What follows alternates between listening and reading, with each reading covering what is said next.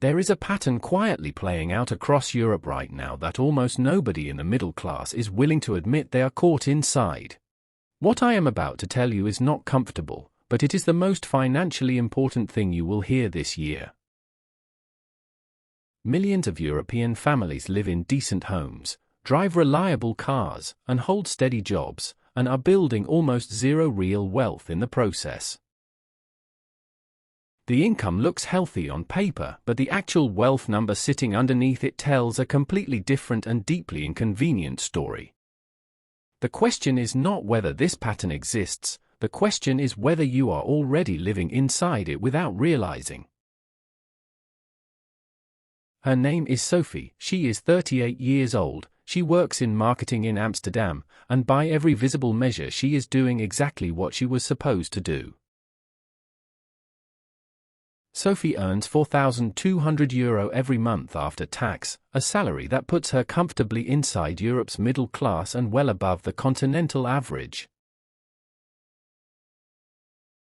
Sophie earns €4,200 every month after tax, a salary that puts her comfortably inside Europe's middle class and well above the continental average. Her monthly expenses include €1,400 in rent, €380 in car payments, €600 in groceries and dining, €180 in subscriptions, and €240 in various lifestyle costs.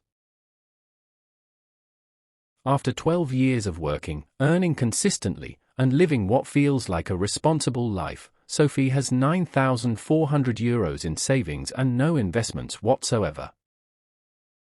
There are 5 specific reasons why Sophie, and millions of Europeans exactly like her, never actually cross from earning money to building wealth, and the first one is the most invisible. Every single time Sophie's income increased, her lifestyle expanded almost immediately to absorb it. Not dramatically, not recklessly, but consistently and completely. The mechanism driving that expansion is not greed, it is social comparison, the constant unconscious measurement of your own life against the lives visibly surrounding you. The second reason is one that an entire generation of Europeans was told was the foundation of financial security, and it is quietly working against them. Owning a home feels like building wealth, but a primary residence is not an asset in the way most people understand that word, because it generates no income and costs money every single month. By the time Sophie finishes paying her mortgage, she will have paid for her apartment approximately 2.5 times over when interest, maintenance, insurance and taxes are added together honestly. The third reason is sitting in most European driveways right now, losing value at a rate that would be genuinely shocking if people stopped to calculate it clearly.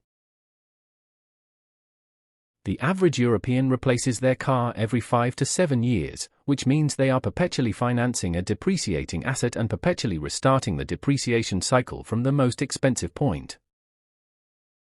A €30,000 car loses approximately €15,000 in value over 5 years, which means Sophie is effectively spending €250 every single month just on the depreciation, before a single loan payment is made. The fourth reason is the one that feels the most responsible and turns out to be the most financially limiting assumption in the entire middle-class playbook. Trusting the state pension system as a primary retirement strategy is, in the current European fiscal environment, one of the most financially fragile positions a working professional can hold. While Sophie has been contributing to a pension she does not fully control, the same money invested independently in a low-cost index fund over the same period would have grown to approximately 3 times the projected pension value. The fifth reason is the quietest one, and in many ways the most consequential, because it lives not in a spreadsheet but in the psychological assumption Sophie has never once been asked to examine. Sophie is not financially stuck because she made bad decisions, she is financially stuck because she made completely normal ones, and normal in the middle class means comfortable but not compounding. The fear of investing is not irrational, it is the entirely predictable result of receiving zero financial education from schools, governments, or employers who all benefit from financially passive citizens. The human brain is wired to prioritize immediate reward over future return, which means every financial decision Sophie makes is fighting against a biological default that was never designed for a modern economy. Status spending, the money spent not for genuine enjoyment but to signal financial position to other people, is conservatively estimated to consume between 15 and 25% of the average middle-class European's monthly income.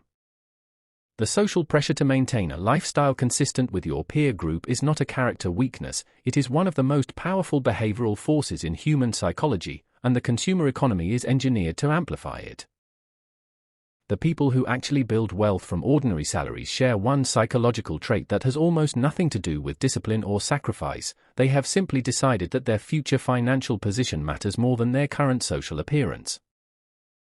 The difference between someone who earns well and stays financially stuck and someone who earns the same amount and builds real wealth over time is not income, it is the sequence in which they make decisions with that income. The wealth-building formula is not complicated: income minus savings equals lifestyle budget, not the other way around, and that single reversal in the order of operations changes everything. The reason compound interest sounds like a cliché is because most people have never actually sat down and calculated what it does to a consistent monthly investment over 15 or 20 years. The number is genuinely difficult to believe. Sophie does not need to earn more, move to a different country, or make dramatic life changes. She needs to redirect €400 a month from lifestyle spending into a low-cost index fund and then leave it completely alone. The uncomfortable truth is not that the middle class lacks opportunity, it is that the middle class has been handed a very specific set of financial behaviors, called them responsible, and quietly mistaken looking stable for actually building something. If you found this information valuable, ensure you subscribe so you don't miss our next analysis.